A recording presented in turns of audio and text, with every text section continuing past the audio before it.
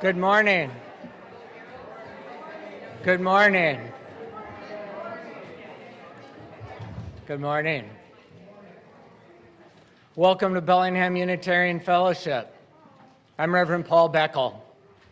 All who come in the spirit of goodwill are welcome here. We put ourselves up to a challenge, though, when we say those words. We are among people of goodwill, no doubt, when celebrating and mourning, and yes, even debating with people whose allegiance is to one God, or many gods, or none at all. Our Unitarian Universalist movement is founded on religious tolerance. But what when belief grays into speech, and speech grays into behavior?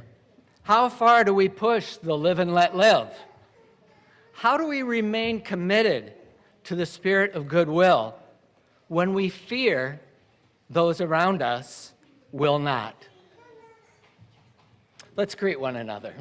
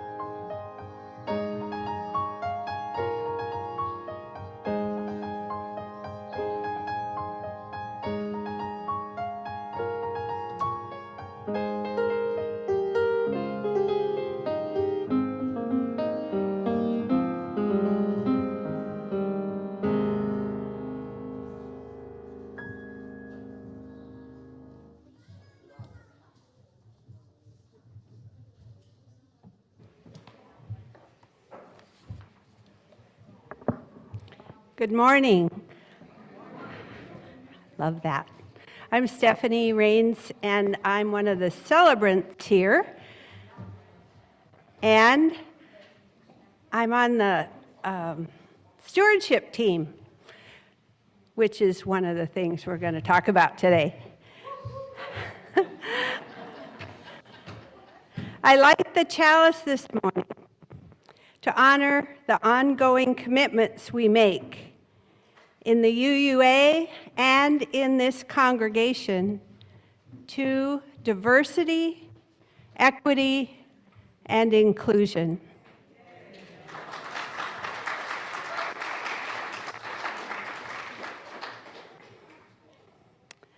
Diversity, by definition, means that we are not all alike, and we don't all agree. I notice for myself that it can be challenging to listen to someone whose views are different from mine. But thankfully, I and we actually practice doing that here. As we begin the pledge drive today, let us consider how our pledge is a way of voting with our dollars to support this congregation's efforts to move towards beloved community. Let's join together in speaking our covenant, which makes this pledge even more articulate. Love is the spirit of this fellowship, and service gives it life. Celebrating our diversity and joined by a quest for truth, we work for peace and honor all creation. This is our covenant. Thank you.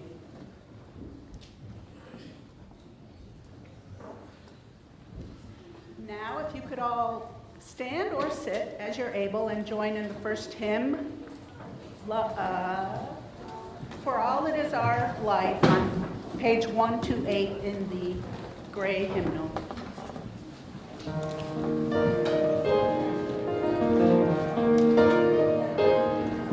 For all that is our life, we sing our thanks and praise.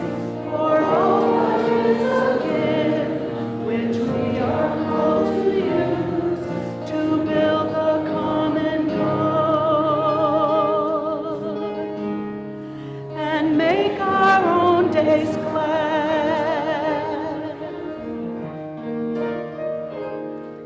For needs which others serve, for services we give, for work and its rewards, for hours of rest and love, we come with praise and thanks.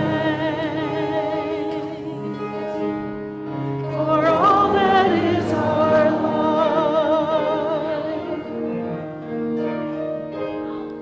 for sorrow we must bear, for failures, pain, and loss, for each new thing we learn, for fearful hours that pass, we come with praise and thanks. For all that is our life,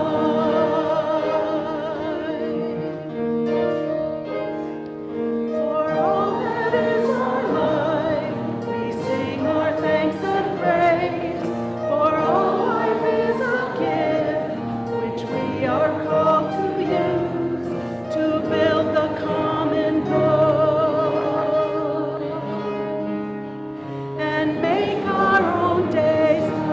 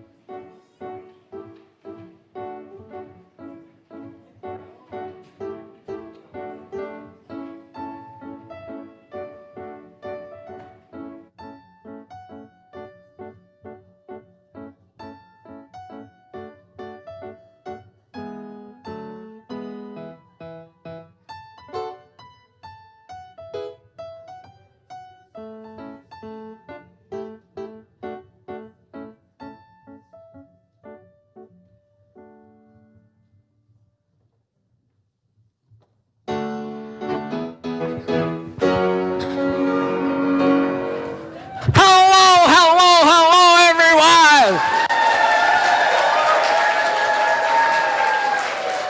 I am Guy Smiley, host of your favorite daytime television quiz show, the Anything in the World Game Show. We've come out onto the streets today at Sesame Street looking for our first contestant. If only there were a Muppet available. Where do you think I might find a Muppet? Could you? Oh, I'm kind of afraid of trash bins. Could you knock and find out? Someone. Let's see. Hey, what's the big idea? I was just having my manicure done. And what's going on here? Mr. Grouch, I'm Guy Smiley, as you well know, and this is the Anything in the World Game Show!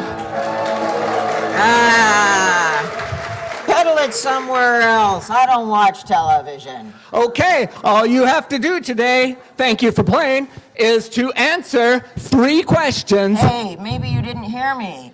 Go somewhere else. And then you will win anything in the world. Here's your first question. Yeah? I can't read this. Could you say? What's my name? How would I know your name? Oh, are you Bobo? Boo Boo? Oh, never mind. Okay. What was it? What is my name? Who is this guy? Guys, that's right! You've answered the first question, Mr. Grouch. Okay, here we go. Okay, now for your second question. Has anyone seen my glasses? Like, they're on my head. Don't tease me like that. Where? Oh, okay. All right. All right.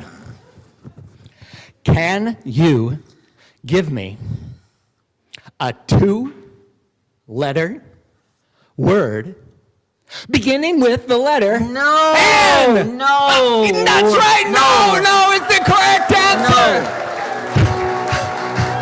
And I didn't even finish the question. Oh, we got a charter here.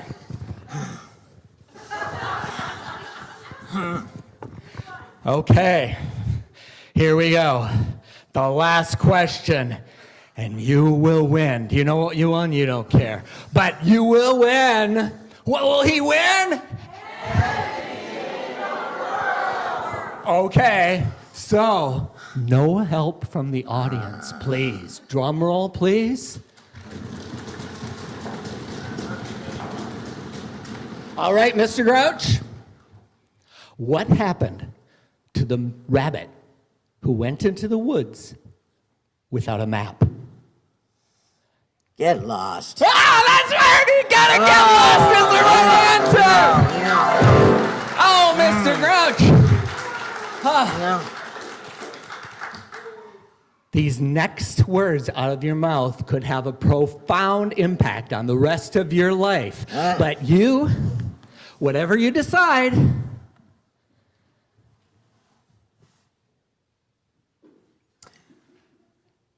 Get out of here. get out of here! That's an unusual but interesting request. Let's get out of here. I think we got off easy that time.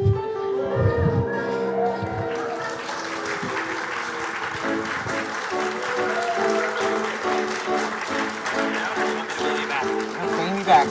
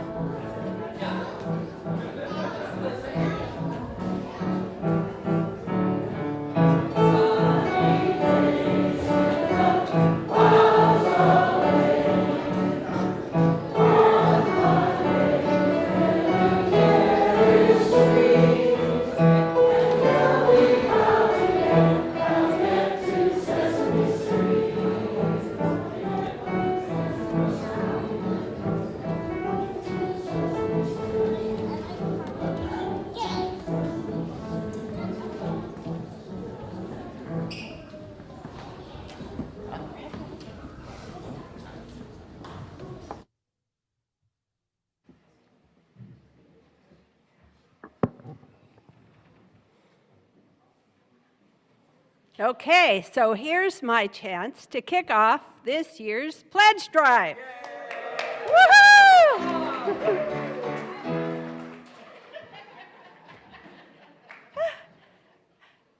It will go throughout the month of March. We're going to do it quick and great. Can I see a show of hands of those of you who have received the letter describing Buff's financial needs and how to pledge? Oh, not enough hands in the air. So Lee will have a letter back by the back door. Oh, there's Lee. Everybody knows Lee. And, you know, we mailed those letters on the 20th, I think. So they should have reached your mailboxes, although there are rumors that there's stuff happening with the post office. Okay, so she'll have them at the back. Some of you have already made your pledge. Woo! Your pledges are necessary to support the good work of this congregation.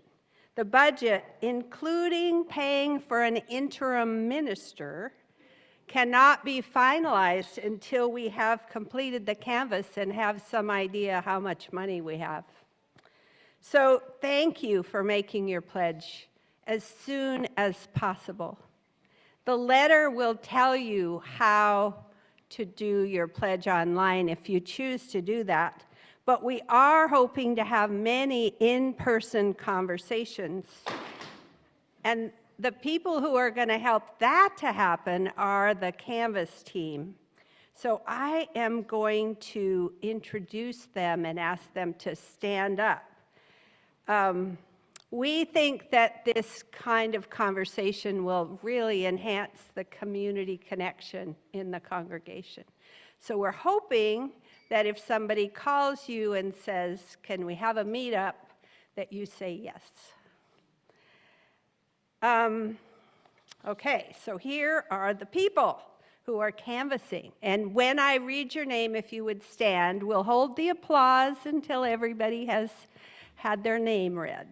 Paul Beckel, Murray Bennett, Drew Betts, Mike Betts, Felice Davis, Beth Fuller, Rod Haynes, Heather Higgins, who's not here, but she's still going to canvass, Todd Jones, John Jersica, Dick Casper, Judy Casper, Jane Coleman, Jane Lowry, Peter Luton, Joan Mackey, Sarah Pearson, Lou Finney, Stephanie Rains, Lee Seaman, Haven Silver, Lynn Scavdahl, Nancy Steele, Rick Steele, Ann Stevenson, John Stewart, who also isn't here right now, Lee Willis, Kristen Barber, Ann Lackland, Jesse Lukes, Jane Ronka Washburn, Gail Tillis, Cindy Denchfield, Walt Ellis, Scott Wooster, Tricia Zurabita. Would you give these people a round of applause?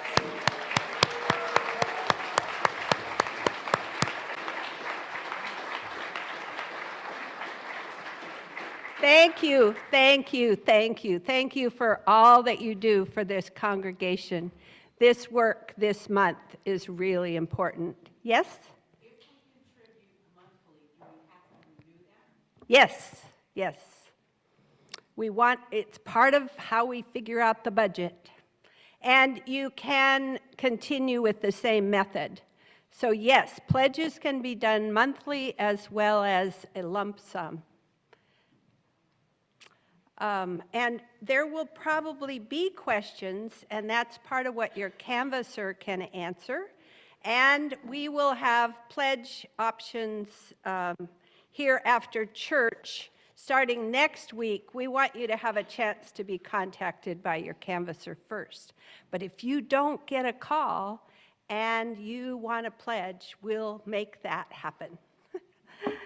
Oh, thank you, thank you, thank you.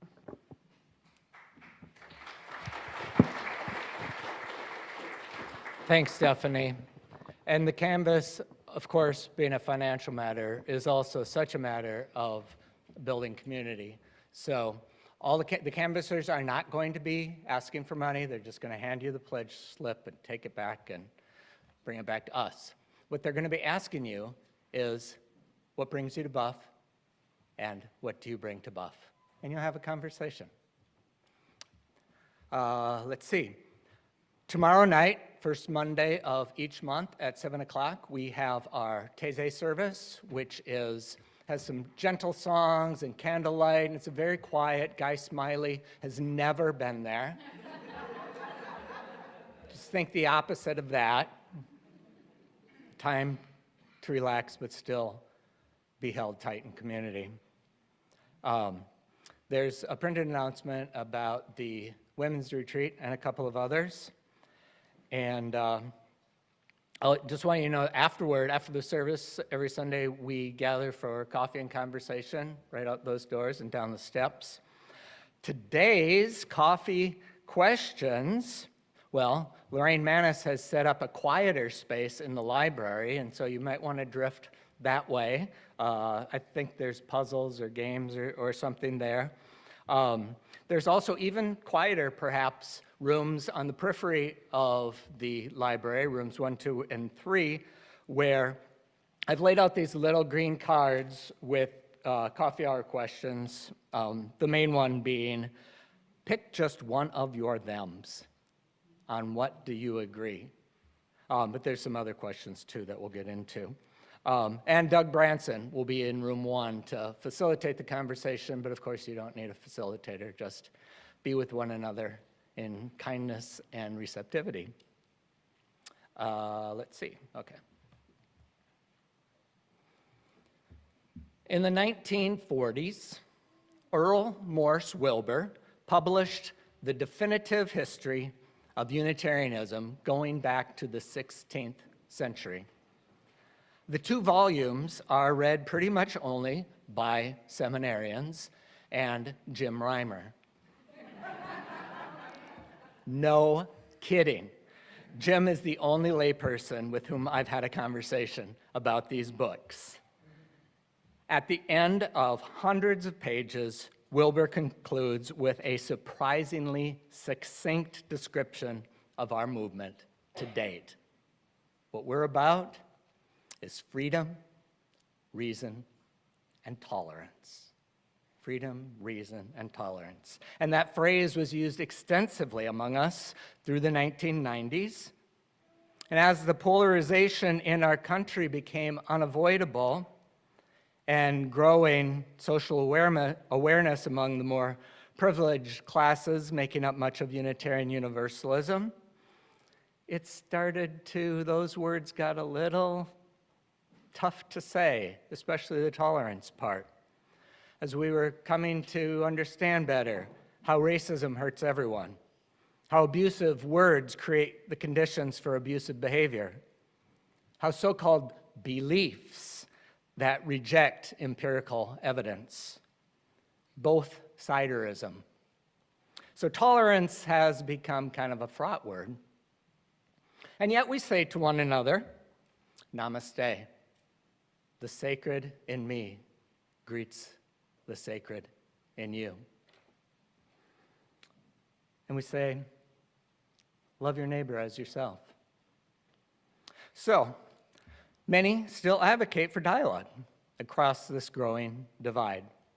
Others, even if we agree with dialogue in theory, have the hardest time, including me, have the hardest time swallowing it in practice. So I just need to take some time, sometimes, some quiet time to know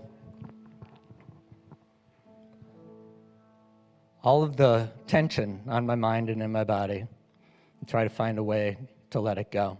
I'm going to sing something that at the end of each line it says, uh-huh, and if you want to join in, uh-huh, because you kind of feel that way too, feel free. And at the end of every verse, breathe in, breathe out. I feel so sad. I feel so bad. I feel so mad.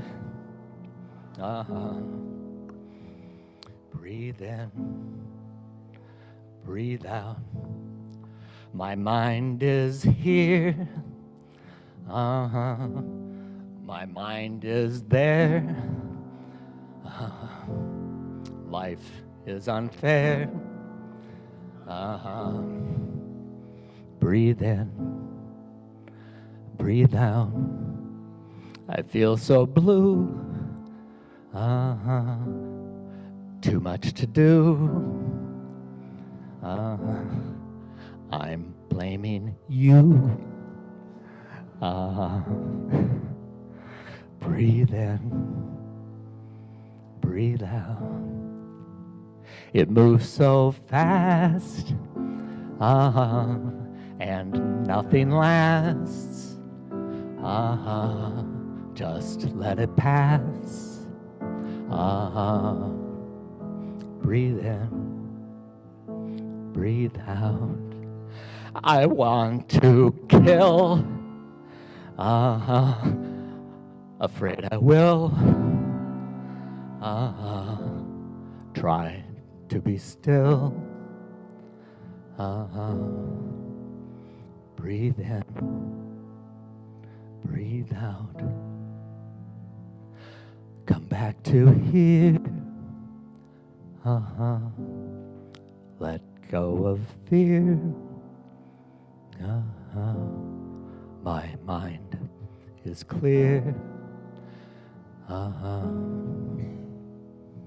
Breathe in, breathe out. I feel so bad. I feel so sad. I feel so mad.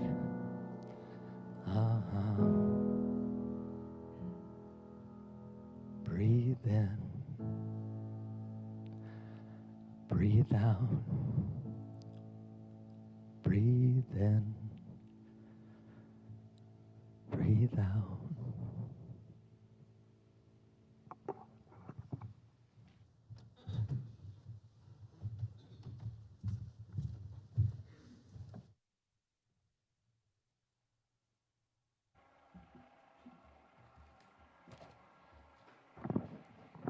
Good morning, all. My name is Jim Reimer, and I wear many hats here at Buff, but this morning I'm here to offer a reflection. I cringe every time I hear my fellow Buffsters tell me how the oil industry makes us drive to work in congested freeways and buy expensive gasoline. Yes, the energy industry is no paragon of morality. Yes, they do and have participated in questionable business practices. However, we all bought into the idea that we could live in large houses in the suburbs and drive miles to work. Now, as Stephen Covey would say, we get the other end of the stick. Traffic congestion, pollution, global warming, and outdated infrastructure. Some years ago, I attended GA, and I stopped by a seminar about divesting in energy stocks. Now, I can see how the energy sector may not be a good fit for investment for a faith community. But I walked out when I found out the seminar was really about how evil or naive my coworkers and I were in supporting this vast conspiracy.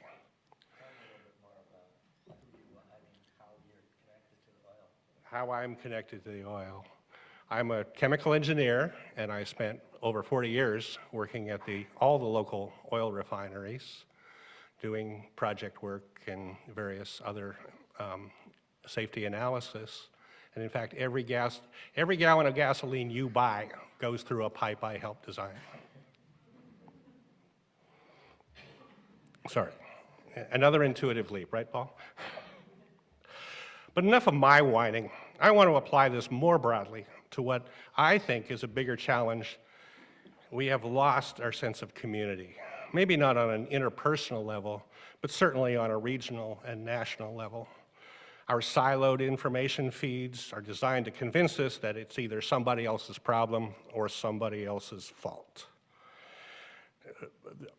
Something called the scarcity mindset tells us that resources are limited and that anything you receive takes away from me. This was brought home to me when I attended a community outreach program by my local representatives, where a woman was ready with index cards listing all of her grievances and about how her neighbors were somehow cheating the system or getting a better deal than she.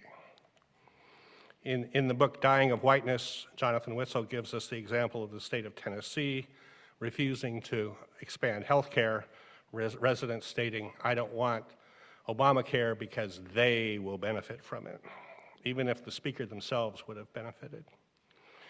In The Flag, the Cross, and the Station Wagon by Bill McKibben, he gives the example of otherwise liberal Lexington, Massachusetts, voting to support civil rights but would not allow low-income housing in their neighborhood. Mr. McKibben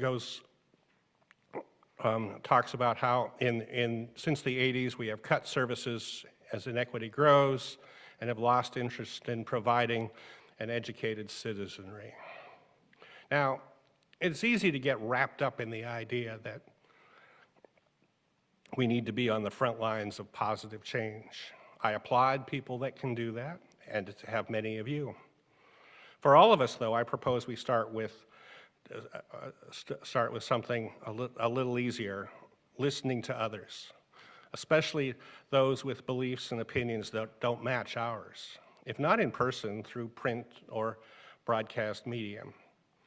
Michael Shermer is a well-known skeptic who suggests that we listen to those of opposing viewpoints, and he provides these and other principles.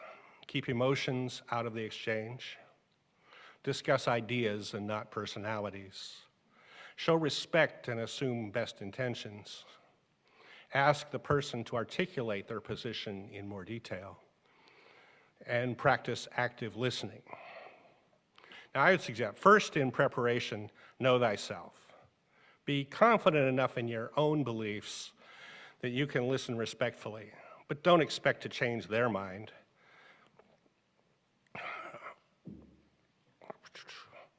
But also have enough confidence in your own values that you don't have to agree. I suggest focusing on the overall narrative, not the outrage of the day, and keep emotions out of the exchange and discuss ideas and not personalities. Realize that facts you bring are likely not to sway the argument, but also be humble enough to accept the new information. Anyone steeped in a particular philosophy, be it political, conspiratorial, spiritual, has their sources and will likely dismiss yours.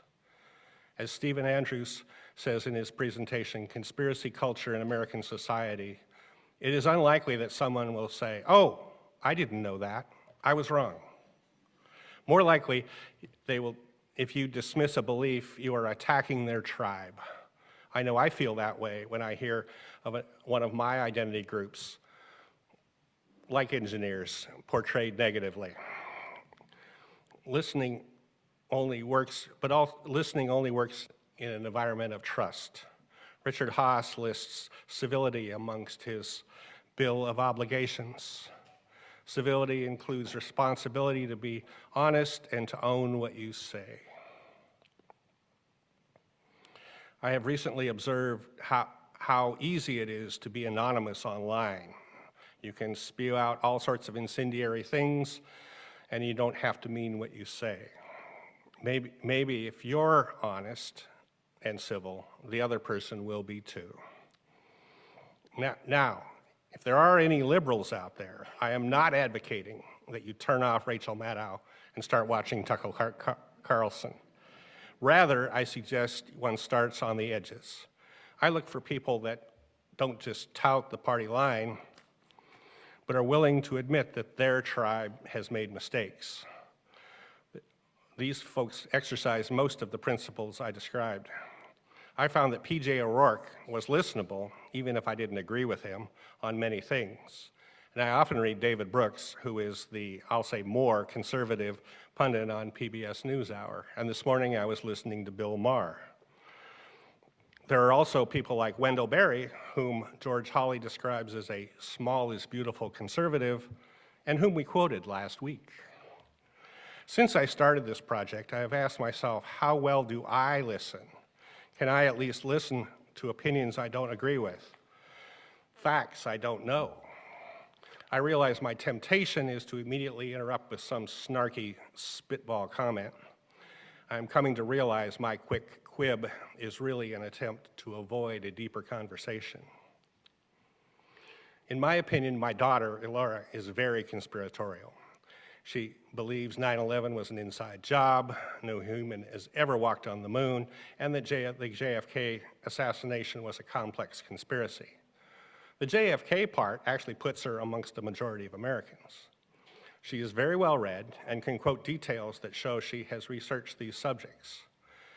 I've listened long enough to realize our differences lie more in human nature and intent than in details. She believes there are groups that are actively manipulating us, whereas I subscribe to Hanlon's razor, never attribute to malice that which can adequately be explained by stupidity. I feel humans are too lazy and short-sighted to maintain large conspiracies, especially those that have been going on for decades and include large numbers of insiders. But I might be wrong. It's not that her view is right and mine's wrong. It's what we share amongst our common elements. I also meet a group of ex-coworkers and their partners most every Thursday. We represent a wide spectrum of beliefs, from card-carrying Republicans to Zen Buddhists. We have had heated discussions, especially after a couple of drinks, but we continue to meet and mostly agree to disagree. A couple of weeks ago, Carrie Kenline spoke about safe space and generous authority. These are all part of listening respectfully. The pop-up rule that resonates with me is the example of the networking event, not starting with the sales pitch. We are often so determined to get our point out that we drown out others. I recently started going to coffee with my aunt and uncle. They meet with a group at their community clubhouse. My initial impression was that it was a group of angry old men railing about high taxes and why money was wasted on someone else. But as I listen, I've developed a much more nuanced view. I find we do have things in common, even if the things that we disagree with are still there. Community is the intersection between respectful listening and understanding, if not sympathy, for other thems. So who are your thems? What anonymous group do you block out because of their name, because something you heard them say, or just something you heard about them? I know I have mine. Let's challenge ourselves to broaden our horizons and consider ideas that might just be a little uncomfortable. And now Paul will lead us in a responsive reading.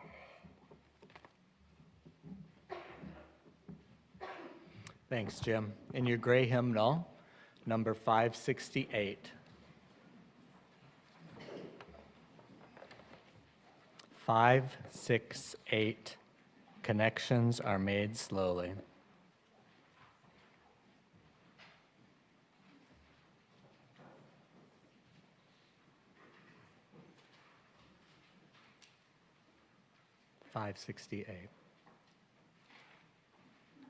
Connections are made slowly.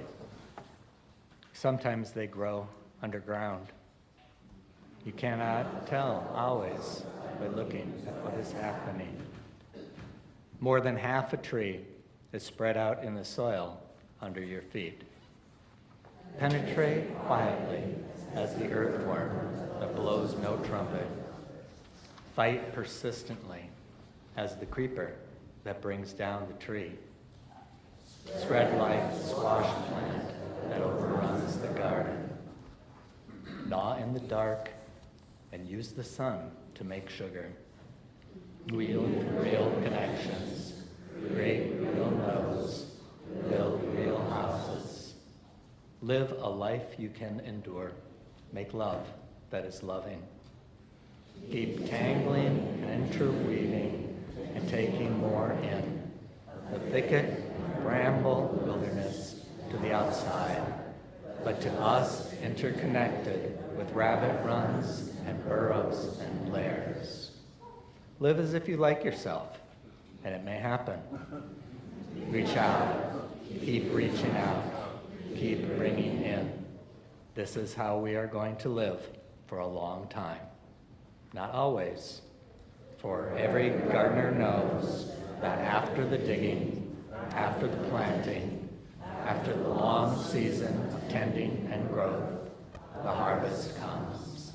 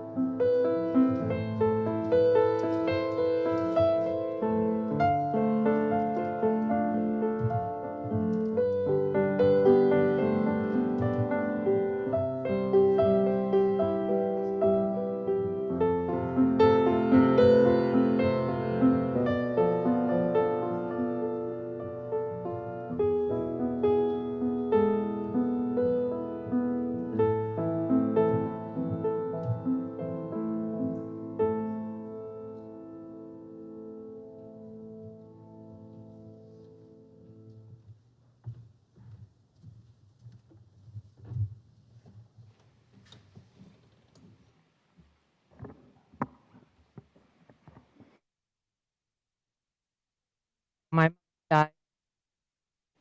It wasn't unexpected, so I didn't think I'd be affected by her passing. She was 91 years old and in poor health. And besides, she and I'd had issues over the years.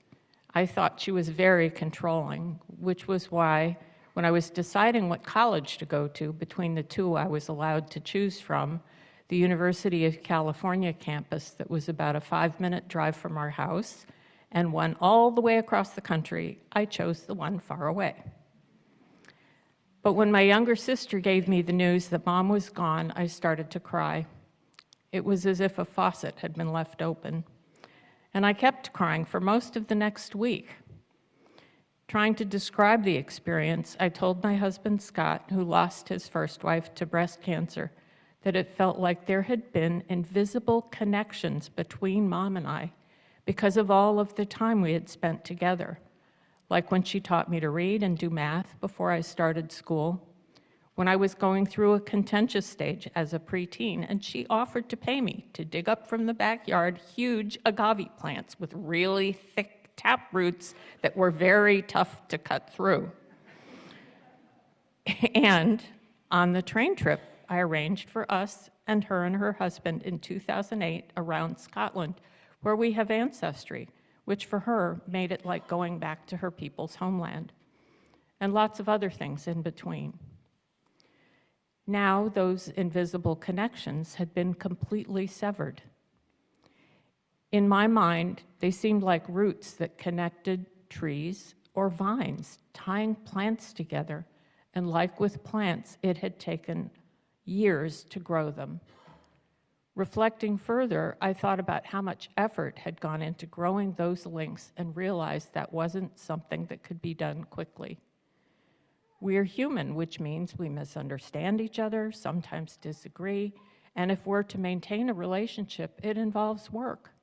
It takes a willingness to listen, but even more than that, it takes seeking to understand the other person. And unless we've spent a lot of time with that person in their environment, we can't possibly grasp their perspective. But we humans are impatient. We try to shortcut the process, and if that doesn't work, we may get angry with the other person because we can't figure them out or they won't do what we want. We may end up breaking off the relationship.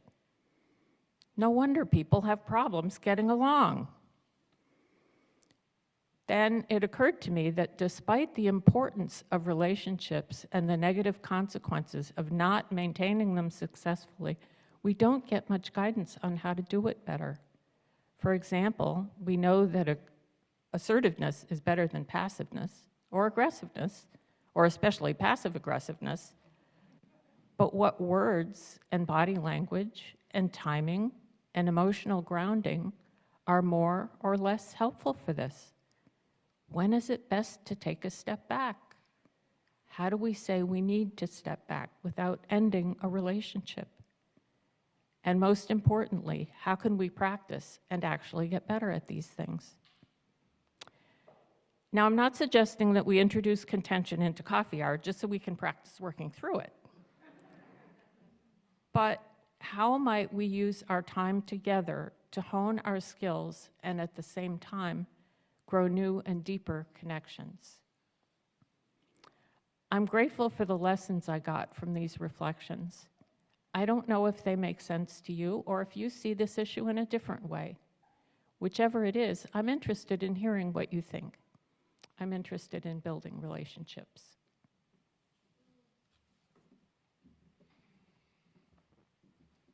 Thank you so much, Amarat. I'd like to invite the ushers forward to receive your generous gifts, knowing that we all give from different means and in different ways.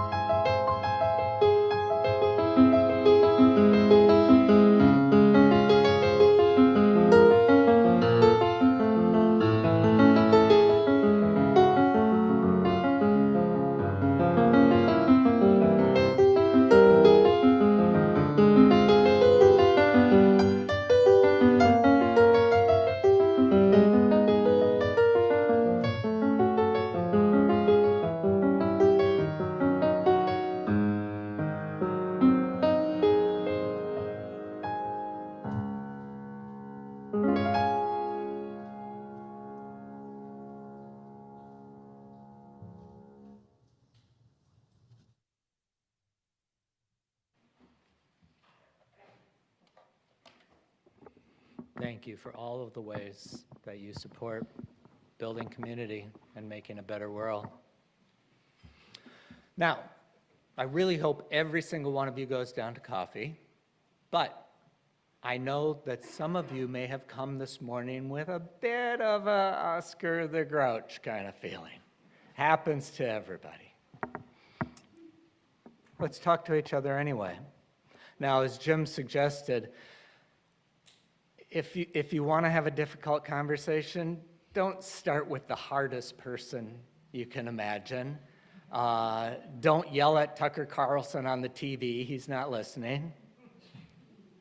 But what about your allies right here and now? I'm guessing that we have some things that we would have differences about. And because there is more trust here, it might be easier to have a conversation. And even, I'm going to give you some questions. Even if these aren't the most interesting questions in the world, just practicing, I think, can create a certain dynamic in our buff culture to figure out how to listen better and maybe take it to a larger scale.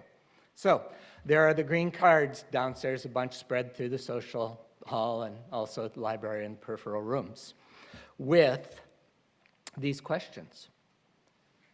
Would you ever support a group or activity or act alone that considered violence a justifiable method of obtaining a shared goal, whether against property or against people?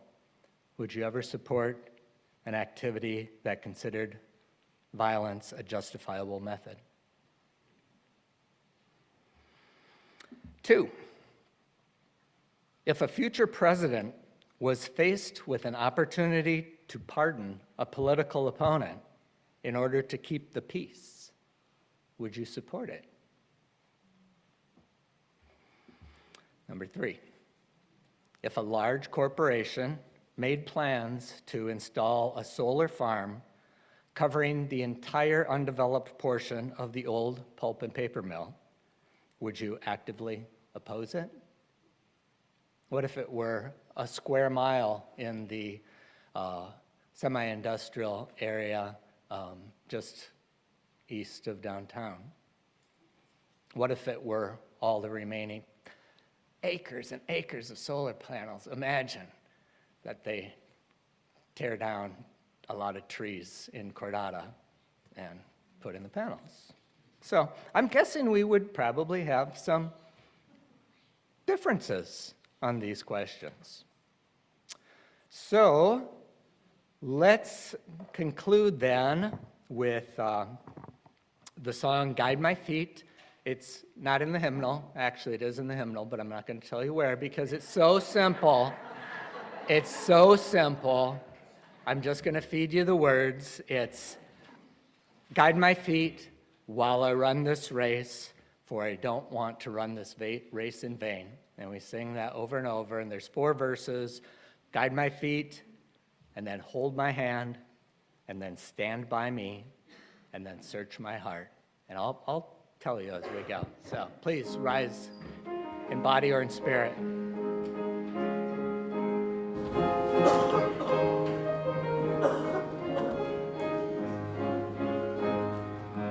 Guide my feet while I run this race. Guide my feet while I run this race. Guide my feet as I run this race, for I don't want to run this race in vain. Hold my hand. Hold my hand while I run this race. Hold my hand while I run this race. Hold my hand while I run this race, for I don't want to run this race in vain. Stand by me. Stand by me while I run this race.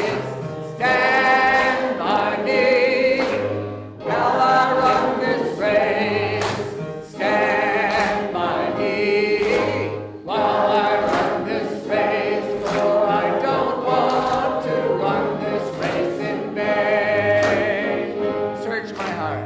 Search my heart while I run this race. Search my heart while I run this race. Search my heart while I run this race, for I don't want to run this race in vain.